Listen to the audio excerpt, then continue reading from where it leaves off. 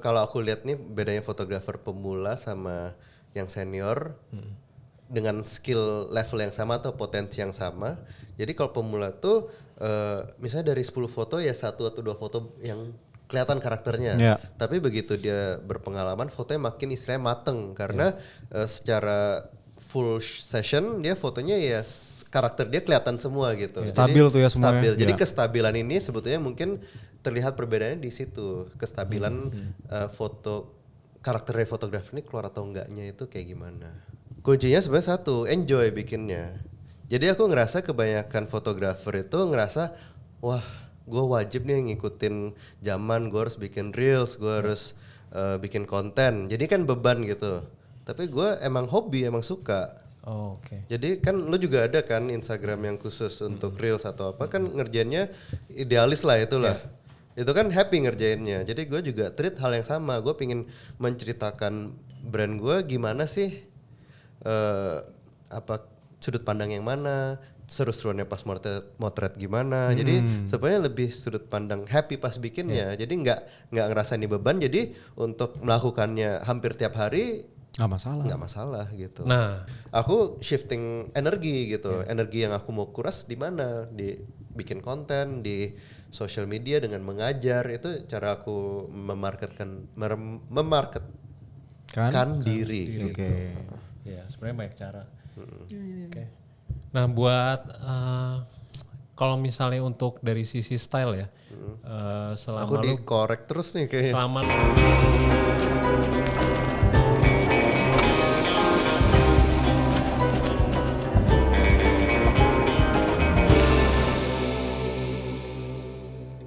Halo, balik lagi kita ke Darkroom Talk, masih sama Govinda. Kok masih sama udah beda hari nih? Oh iya, masih sama Govinda Muri dan Mike. Oh gimana? Gue bilang sih Govinda Muri karena dia ini salah satu, mungkin satu-satunya fotografer Indo yang bisa, yang workshop di Itali, di Jepang. Siapa lagi coba? Ya nggak ada sih. Yang Ya kita udah. kenal nggak ada. Berarti Muri dong. Muri. Iya. Patut. Ya udah.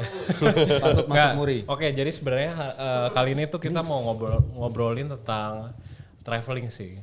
Tapi sebelum traveling ya, gue mau ada intermezzo sedikit. Ini lebih ke tentang fotografi wedding di Indonesia. Waduh. Berat nih Berat kayaknya. makanya nih berat nih. Aduh ngomongannya. Udah duit. Jadi ya, kemarin-kemarin gue pernah sempat ada debat sama Mike soal Gua fotografi lagi. Indonesia. Gua mah Mungkin setuju itu terus. ini jadi mungkin ini bisa jadi insight juga ya buat teman-teman ya. Jadi kemarin tuh gue sempat ngobrol sama Mike. Kenapa sih lu berhenti moto di wedding?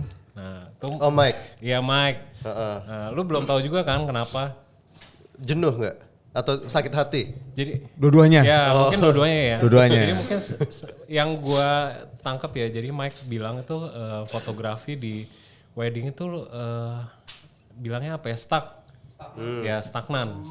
Ya, Tapi gue nggak ya, setuju karena menurut gue kalau gue beda, maksudnya persepsinya sama Mike. Kalau menurut gue tuh fotografi di Indo ya, khususnya itu perkembangannya lumayan pesat. Kayak misalnya lu ada style baru, orang baru lagi. Nah, menurut lu gimana? Apakah mungkin ada sebagian fotografer yang menyebabkan Mike bilang nih, kayak Mike bilang itu menjadi stuck, mungkin kayak bahasan sebelumnya kayak jenuh gitu dengan dengan pose yang sama lagi, dengan tempat yang sama lagi. Karena kan emang misalnya di Bali ya kurang lebih tempatnya ya itu lagi. Iya. Nah, menurut pandangan lu gimana? Apakah fotografi di Indo itu emang stuck seperti yang Mike bilang, atau sekarang tuh masih ada perkembangan? Jadi aku ada jawaban sih buat ini. Jadi yang Mike rasakan tuh sebetulnya kan problem fotografer di Jakarta ya, atau enggak di Indonesia pada umumnya. Jadi kita memaksakan diri untuk mengerti klien kita maunya apa. Iya. Bener nggak? Benar. Tapi di sisi lain sebetulnya ada cara gimana klien mengerti fotografer tuh stylenya seperti apa, fotografer tuh approach-nya seperti apa. Nah kebanyakan menurutku yang stuck kayak Mike gini tidak menyuarakan. apa yang Mike inginkan gitu loh. Tidak dikomunikasikan ke si Klien, klien. Iya, jadi istilah basicnya brandingnya nggak ada gitu loh. Jadi kan kita nggak tahu Mike tuh sebetulnya kemampuan tertingginya seperti apa. Ya. Kita tahu Mike itu yang ngikutin atau ngertiin kliennya mau seperti apa gitu. Oke. Jadi untuk ke next level itu sebetulnya kan kayak brandingnya mau seperti apa gitu. Ada kok yang foto blur laku, ada yang fotonya black and white aja laku, ada yang fotonya kayak indie laku juga gitu kan. Maksudnya style di Indonesia sebenarnya banyak gitu loh. Iya. Dan menurutku ya yang bikin stuck adalah karena kita tidak dimengerti klien kita Tidak dimengerti oleh atau klien. enggak calon klien kita gitu. Nah mungkin gini deh, Dan lagi, Gung, gue jadi relate nih, masukan Govinda bener juga. Mungkin gue ralat, gue tambahin, bukan ralat ya, gue tambahin. Iya. Gue sampai segitunya mungkin gue kebanyakan freelance tuh. Nah gue langsung relate dong, kalau freelance kan gue gak bisa menentukan, sebenarnya bisa ya, freelance itu gue harusnya bisa menentukan vendor mana yang mau gue bantu. Karena sesuai sama karakter gue. Nah sedangkan waktu itu gue menerima semuanya cuy. Semua freelance gue terimain gitu ya, siap vendor-vendor manapun gue terimain. Jadi gue tuh kayak klien dari yang ballroom sampai klien yang tradisional gue terima semua. Nah itu mungkin yang nyebabin gue gak ada warna tersendiri tuh. Salah gak freelance? Nggak salah. Nggak salah, kan tergantung kamu butuhnya apa. Mungkin Betul. Mike butuh financial stability, ya udah, memang caramu seperti itu. Tapi kan jadi kayak gini ya, semua sisi itu ada dua sisinya lah. Yang bisa terlihat Jadi ya. kan Mike mau financial stability, tapi di sisi lain udah hilang cinta yang fotografi. No. Enggak untuk fotografi wedding. Wedding ya. Iya. Jadi itu yang bikin Mike mungkin depres saat potret Wedding gitu. Betul itu tuh. Ya. Sedangkan aku juga ngerasain, aku mungkin nge-cut income-ku, tapi aku bisa jadi aku nge-cut income-ku tapi aku bisa jadi fotografer wedding dalam jangka yang lebih panjang dan tetap happy mengerjakannya. Oke. Nge-cut income tuh bukan maksudnya aku bukan ngurangin harga, tapi aku cari klien-klien yang lebih spesifik sesuai dengan karakter yang bisa mengerti cara shootku gitu. Iya. Jadi otomatis tuh juga lu memupuk rasa cinta lu sama fotografi Iya. wedding gitu kan. Sedangkan kan kalau mindset orang ibu kota lah, at least mereka mau cuan segede-gedenya. Nah itu tuh. Iya. Jadi kayak semuanya banyak diambil lah. saya kayak jadinya intinya tuh kita masa panennya, masa trendingnya tuh tahun ini nih. Ya udah kita ambil 100 wedding deh tahun ini. Ya udah 100 Target. wedding gitu. Aku mending ya udah aku bisa 300 wedding tapi dalam jangka 30 tahun gitu. Maksudnya kan aku santai tapi tahun ke tahun masih bisa lanjut gitu. Ya, Sedangkan yang mungkin push di awal ini ya udah tahun kedua atau tahun ketiga udah bikin coffee shop atau apa gitu. Nah itu menarik tuh. Iya. Nah itu soal apa? Soal beda lagi nih. Itu kayak coffee shop. Coffee shop beda lagi tuh. Gimana? Ya. Nah kalau misalnya menurut lu ya industri wedding di Indo itu kedepannya bakal gimana sih? Ya nggak ada yang tahu. Dari sisi Kalau lu dari aja deh. sisiku sebetulnya klien juga apalagi Gen Z udah semakin pinter gitu loh. Iya. Nggak melulu kayak ngikutin kemauan orang tuanya atau apa. Ini papa pakai fotografer ini dulu bagus gitu. Tapi kan semua orang punya, Gen Z terutama punya opininya sendiri. Menurutku disitulah kita bisa masuk ke market ini sesuai selera yang orang-orang ini inginkan dan variatif banget selera mereka, nggak cuma satu style aja. Ada yang mau kelihatan cantik, ada yang nggak mau kelihatan mukanya, ada yang mau black and white, ada yang mau fotonya gelap-gelap aja gitu. Jadi kayak marketnya banyak sebetulnya. Nah Gov, itu lu pertahankan identitas lu seperti itu atau lu mengikuti perkembangan zaman? Aku ngikutin identitasku. Oh. Jadi mungkin secara foto aku akan berubah terus. Tapi ada core value-nya, aku mau apa sih sebetulnya. Oke. Yang aku mau komunikasikan. Misalnya aku mau orang-orang yang suka traveling, kan kita mau bahas traveling. Ya udah klienku mungkin 80% suka traveling gitu loh. Nice, nah itu berarti Mau ya. aku visualnya kayak apapun, tapi yang datang ke aku tetap satu karakter orang gitu. Suka traveling, suka misalnya mukanya nggak kelihatan, introvert atau ngerasa nggak nyaman di depan kamera, ya itu aja aku dapat kliennya seperti itu. Jadi jadinya niche sendiri gitu niche, loh. benar. Identitasnya itu nggak melulu tentang karya lu ya Gov Enggak. ya. Bisa juga mengenai kayak lu suka apa, ini gue terapin di fotografi wedding gue nih. Klien-klien biarin lu suka nggak kayak gini. Kalau nggak suka berarti bukan market gue. Iya, jadi kayak orang udah lihat, oh aku emang nggak suka foto yang romantis, udah inget aku gitu. Oh itu tuh brandingnya gitu Iya. caranya tuh. Iya, ya bener juga ya. Ya waktu itu mungkin gue nggak menspesifikkan diri gue itu fotografer apa dan gue suka apa. Gue tidak melontarkan. Yang gue cari adalah tadi financial stability. Berarti nggak ada salahnya. Nggak ada salahnya. Tapi Cuma di itu, sisi lain itu kan tadi aku bilang. iya, tapi kalau misalkan tidak lu pupuk, lu lama-lama drain sih kayak gua sih. Maksudnya kayak bukan lu ya, maksudnya kayak teman-teman di luar sana akan drain. Iya. Kayak gue yang terjadi gue itu sih, gue drain. Ya, sebenarnya bener sih kayak lu harus menyuarakan juga sebenarnya style lu tuh seperti apa, yang lu mau bikin tuh kayak gimana. Mungkin karena lu capeknya karena lu ngikutin brand-brand yang lain, jadi seolah-olah itu jadi rutinitas lu, lama-lama ya lu jadi kehilangan arah, maunya kemana sih sebenarnya? Iya. Ya, itu yang terjadi sama gue. Tapi ya beruntungnya dengan ya dulu gue di fotografi kan agak milih temen, kayak gue males kayak hangout sama teman fotografer juga gitu kan. Tapi semenjak gue akhirnya keluar dari industri. Ini apa tadi? Cek. Oh itu ya, ada tetua di sana ya. Oh ampun pak. Apa sih?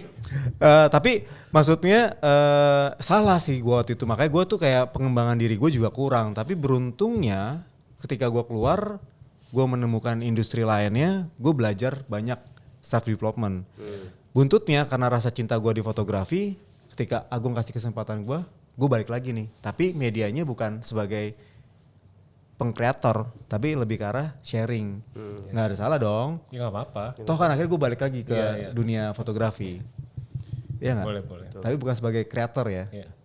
Ya gitu. Udahlah ngomongnya terlalu serius banget nih. Travel lah. Nanti episode selanjutnya. Oh udah bisa selanjutnya. Ini udah gue giring ke travel dengan baik Iya, loh tadi. nanti. Oh nanti belum. Masih, Ya. masih ada sekitar 10 pertanyaan nih tentang fotografi nih. Gue catat sih 20 nih kayaknya. Udah coba lu dulu yang nanya. Fotografi. Iya. Kalau gue sih, nah bisnis golf. Kalau kita kan biasanya ngomong bisnis. Kita udah Sebenarnya salah nanya aku bisnis, aku bukan bisnismen. Nah itu yang menariknya justru. Tapi menurut gue ya, Govinda ini sebenarnya emang mungkin bukan bisnismen, tapi yang gue lihat tuh dia mau punya apa kemauan emang buat belajar sih, buat Itu, ya maksudnya menangnya buat itu. keluar dari zona nyaman lah. Misalnya karena kita juga nggak ada yang tahu kan ke depannya kayak gimana, kayak bisnis wedding seperti apa nanti ke depannya. Ya siapa tahu ya maksudnya nggak ada yang tahu lah. Mungkin kalau misalnya lu sendiri itu ada kepikiran nggak nanti untuk ke arah bisnis yang lain gitu Nah, itu selain ya. fotografi? Wah, lu bilang kan lu bukan bisnismen, tapi lu ada kepikiran nggak? Sebenarnya buat bisnis aku cuma lebih mikir ke edukasi ya setelah ini ya, maksudnya next stepnya. Jadi kan kalau aku jadi sebagai edukator nggak perlu fisik yang keras gitu loh. Untuk motor wedding kan tahu sendiri lah capek seharian full. Sedangkan edukasi kan ya udah kita lebih kayak manajemennya, handle peserta, handle pembicara, handle edukatornya. Jadi next stepku mungkin ke sana. Jadi aku udah mempersiapkan diri dengan orang udah ngenalin aku sebagai edukator kan. Jadi next stepnya mungkin ke sana. Kayak Pak Antoni Ismail misalnya gitu, Pak E. Itu ya. Tapi bisnisnya cuma itu tok. Maksudnya lu tetap berkaitan sama fotografi. Tapi kalau untuk wedding ya sebenarnya kan kalau bisa dibilang Govinda Ruben Friends kan bukan studio foto lah, bukan brand foto. Jadi aku lebih kayak agency lah. Aku lebih kayak empowering Esther, Sukasa, Anggara, gimana cara mereka fotonya tambah bagus. Tapi menarik tuh ya. Sebenarnya berkelanjutan dari metode lu yang buat school fotografi ya. Setelah lu udah school itu, lu bisa tanda kutip menciptakan talent-talent baru yang bisa lu taruh di graph. Iya, jadi kan sebenarnya Esther juga peserta salah satu yang Lu sudah mulai ya. Iya, jadi Esther aku udah lihat ini bagus nih gitu loh. Talent recruitment jadi dia. Ya talent scouting lah. Scouting, Ya, talent scouting. Nice. Itu keren loh Gov. Iya, tapi aku nggak mengikat mereka seperti brand-brand pada umumnya. Adalah peraturan kayak nggak boleh shoot tempat lain gitu, ada. Cuman maksudnya untuk style foto aku bebasin lah. Kalau kita lihat brand-brand lain kan pasti Satu style. seirama gitu. Kalau Esther sama aku orang lihat udah beda. Dia lebih kayak puitis, romantis. Iya. Kalau sedangkan aku kan lebih kayak yang komposisi, lebih playful gitulah. Ya Esther lebih ke emosional dari si subjeknya ya. Kalau gue bilang dengan graph itu juga sebenarnya membuat warna baru di industri wedding. Karena tuh? karena menurut gue lu menciptakan industri wedding itu gak harus 1 ton kok.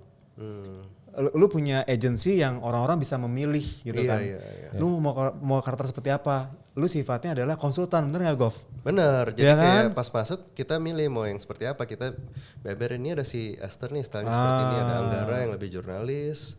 Kalau suka saya di Jepang lah beda. Ya dia di Jepang, terus aku stylenya beda juga gitu. Itu jadi bisnis baru sih itu, keren sih.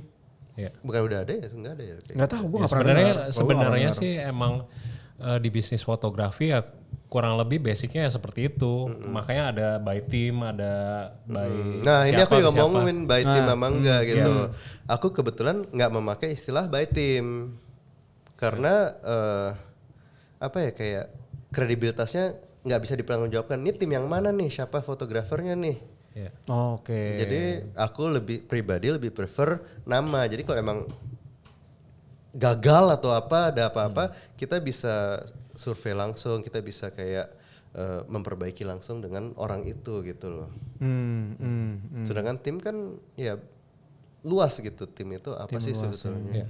Nah, lo kalau dalam melihat ya ini kan berarti lu punya mata lah dalam melihat orang. Maksudnya ini fotografer yang punya potensi atau enggak. Nah, itu lu lihat dari sisi mananya tuh kebanyakan? Sebenarnya aku pertama dari ini ya, dari etos kerjanya dulu sih dibanding style ya. Jadi kalau dilihat Esther, perkembangan fotonya baru terasa setahun setelah dia masuk gitu. Dulu emang ada potensi, tapi misalnya let's say dulu dari 10 foto cuma bisa bikin 3 yang bagus, 4 yang bagus. Sekarang lebih banyak dari itulah gitulah. Oh berkembang juga dia ya. Cuman dari awal aku udah tahu Esther tuh pinter bikin kliennya nyaman, apalagi sesama bride sama Esther, sesama koneksi sesama wanita kan ada beda lah sama cowok. Kalau kita kan kayak ngeliat angle cantik wanita kan beda gitu. Betul. Sedangkan Esther bisa melihat hal yang lebih dari kita gitu. Feminimnya ada tuh ya, rasa feminim ditaruh di foto itu juga. Esther juga boleh kita undang ya berarti ya, untuk cewek. Ya boleh. Semuanya aja lu undang. Ini kan tercetus kan emang kita harus menularkan, saling menularkan ya kan. Jadi kalau Esther tuh menurutku juaranya itu kayak feedbacknya tuh nggak cuma fotonya keren, tapi kayak thank you Esther udah bikin kita ngerasa nyaman pas shoot. Itu yang menurutku nilai plusnya dia gitu. Sentimental. Iya. Dia masukin nilai itu. Menarik.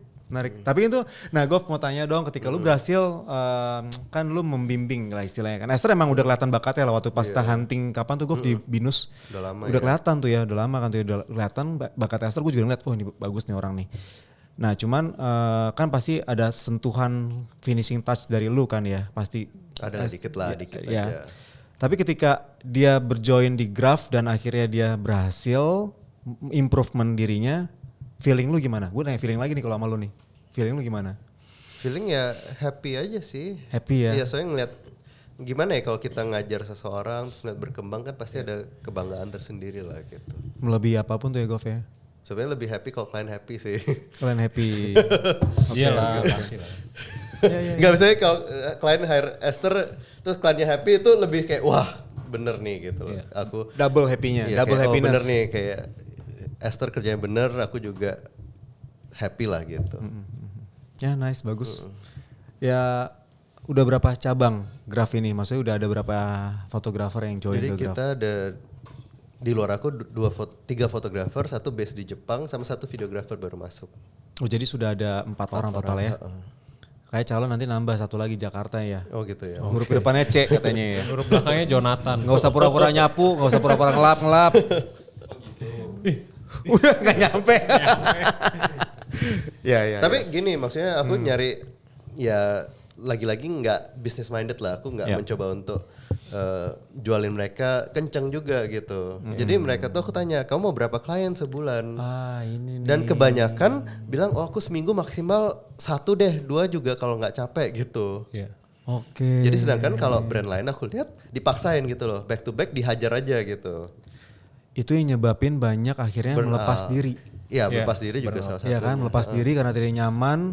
Istilahnya mereka menjadi mesin dari si perusahaannya itu. Nah ini penting nih. Nah awalnya aku juga tanya, Esther, kamu mau job berapa sebulan gitu?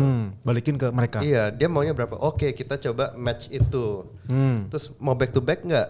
kita double check ya kalau mau back to back, besoknya mau ambil wedding lagi nggak? Kalau misalnya lo ngerasa ini terlalu padat minggu ini, ya udah kita lepas gitu.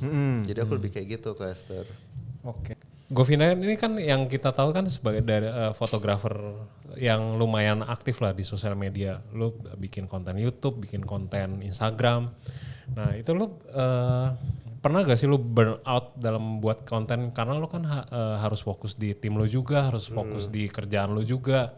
Belum lagi nanti lu butuh waktu sendiri juga, recover segala macam. Nah gimana lu manage waktu lu biar energi lu tuh ada terus gitu loh.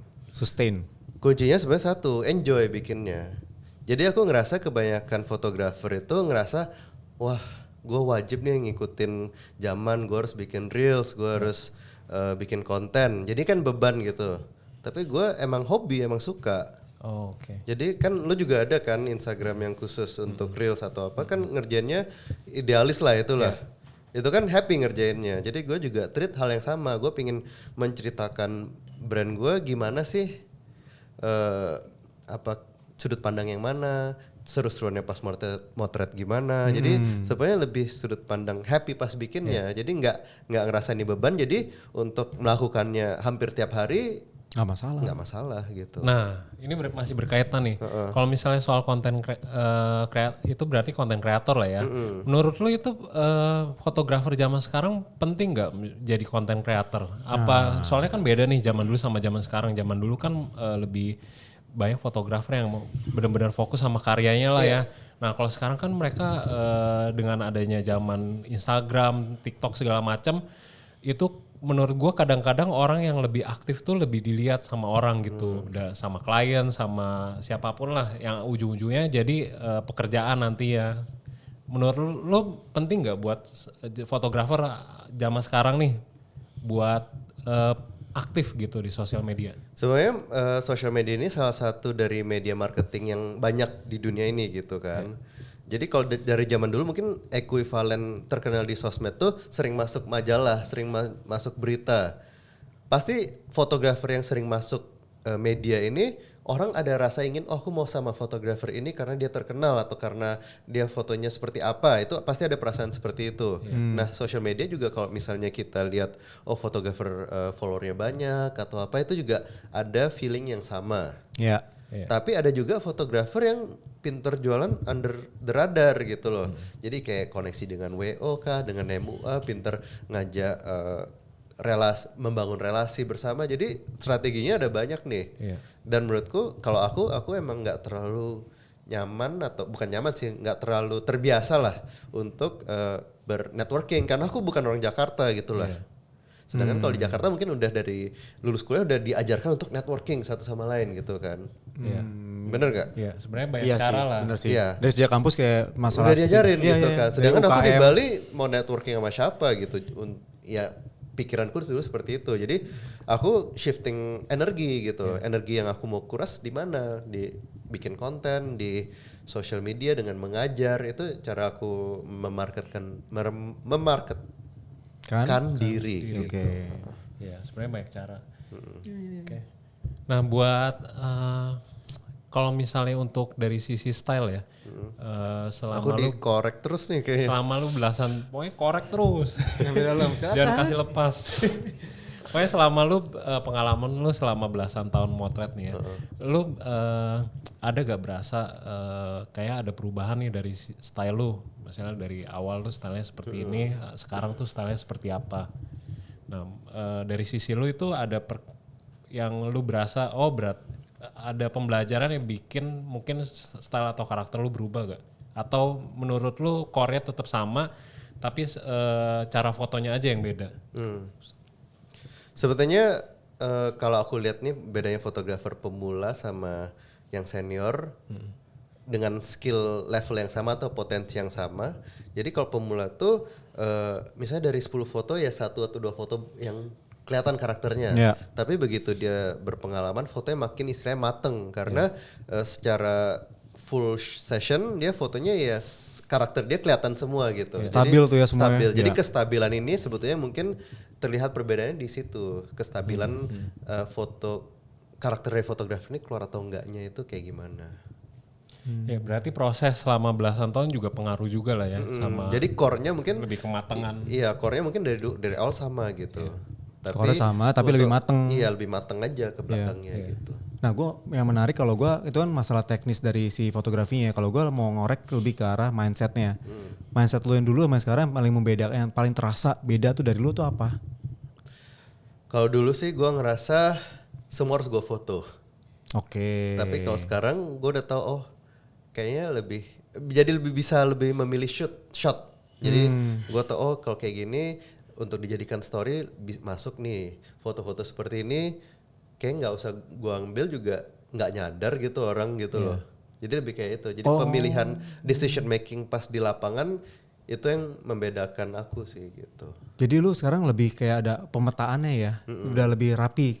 Lebih rapi ya nggak serapi itu, cuma maksudnya lebih rapi dari dulu lah. Iya iya iya iya iya.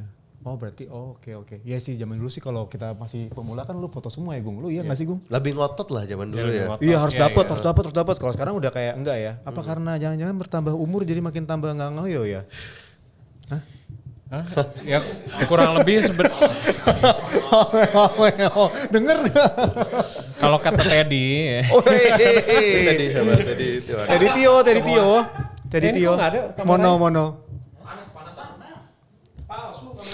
Nih, ya gitulah, lu masih ada yang ditanya nggak soal sekitar bisnis? Kalau gue sih bisnis sih ya setiap orang intinya kalau gue lihat dari Govinda intinya dari bisnis pun dia juga belajar. Walaupun dia bilang gue nggak bisa bisnis, gue bukan bisnisman, tapi intinya belajar sih. Dari belajar kemauan dia belajar, akhirnya dia mau berbagi, itu menciptakan duit untuk dia sendiri akhirnya. Duit yang ngasih dia ya nggak sih kayak dia pengen contoh buat graph deh. Dia nggak mau buat bisnis awal mulanya, gue cuma mau kayak buat associate doang kok, mau buat agency kok. Tapi akhirnya malah jadi duit lagi buat dia, balik lagi. Gue mau sharing ke orang, akhirnya gue mau buat school. Ya akhirnya balik lagi jadi duit lagi kan, graph. Akhirnya lo bisa dapat jiwa-jiwa muda yang lebih baru, lebih fresh bisa masuk ke graph juga. Lu mau gak nih? Gitu. Cuman yang paling gue belajar dari Govinda itu dia gak ngoyo. Bener sih kata dia sih. Gue udah gak ngoyo sekarang. Contoh dia juga menerapkan itu ke associate-nya. Lu maunya apa? Jadi tanya dulu mau lu apa? Ya soalnya aku ngerasa ya itu banyak kan fotografer join nggak ditanya mereka maunya apa. Betul. Okay. Kalau cuman duit doang. Belum. Kalau cuma duit doang, nggak bakal bisa ya Gov ya. Kayak gua nanti buntutnya. End up-nya seperti gua. Jadi konsultan asuransi. Ya. Agen asuransi. Konsultan. Konsultan. Gua suka kata konsultan ya nggak? Nah terakhir sebelum penutupan. Nah lu kan udah lumayan pengalaman lumayan banyak nih sebagai edukator lu di Indo, di luar negeri, di Itali, di Jepang.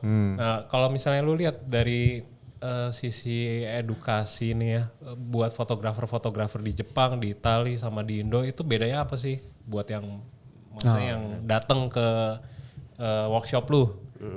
Ada perbedaan nggak? Maksudnya mungkin dari sisi pertanyaannya atau dari Oh iya bener tuh juga kualitasnya. Penting ya? Iya kita pengen tahu.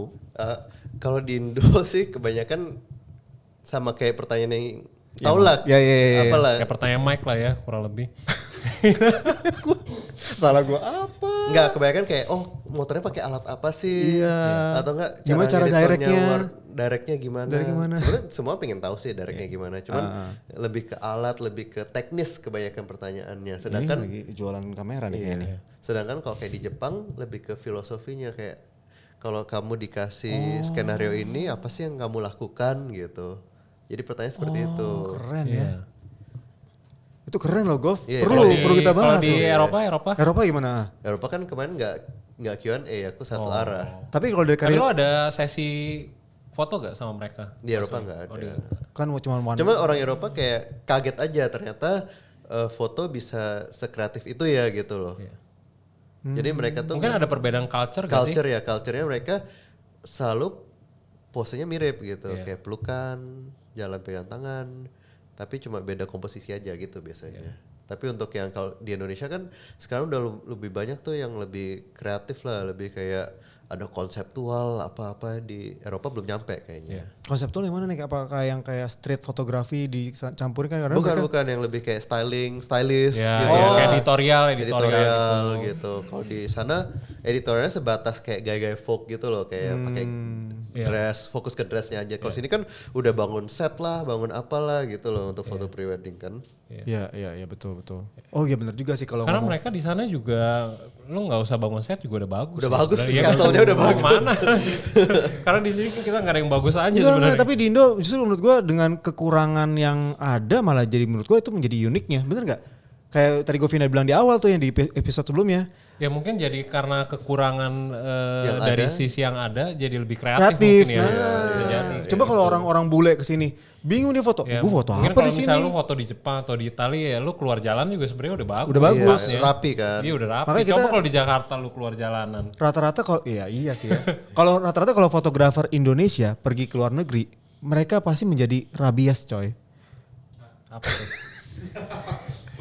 Mungkin udah cukup ya podcast kali ini. Kita bisa lanjutin di next episode dengan tema. Nanti ini akan nyangkut ke travel nih ya. Ini gue udah nyangkutin lagi ke Oke, travel nih ya. oke. Episode berikutnya harus travel ya ngomongnya, awas loh. Rabies, rabies itu dia akan foto semua hal. Dia keluar jalan aja, wih bagus. Dulu sih gue kayak gitu ya sampai katain temen gue. Bisa kayak gitu bisa jadi kebingungan juga. Iya. Kebingungan karena terlalu bagus semua. Iya. Jadi kayak bingung nih mau foto yang Misalnya mana. gue ke Iceland, bingung. Nah, kita cut di sini teman-teman. Kita nanti bahas di fotografi travel Next teman-teman episode. ya. Oke, thank you yang udah nonton, Di follow di follow, di subscribe, di komen coba. Dark Room Talk. Dark Oke, Room Talk. see you teman-teman. Thank you.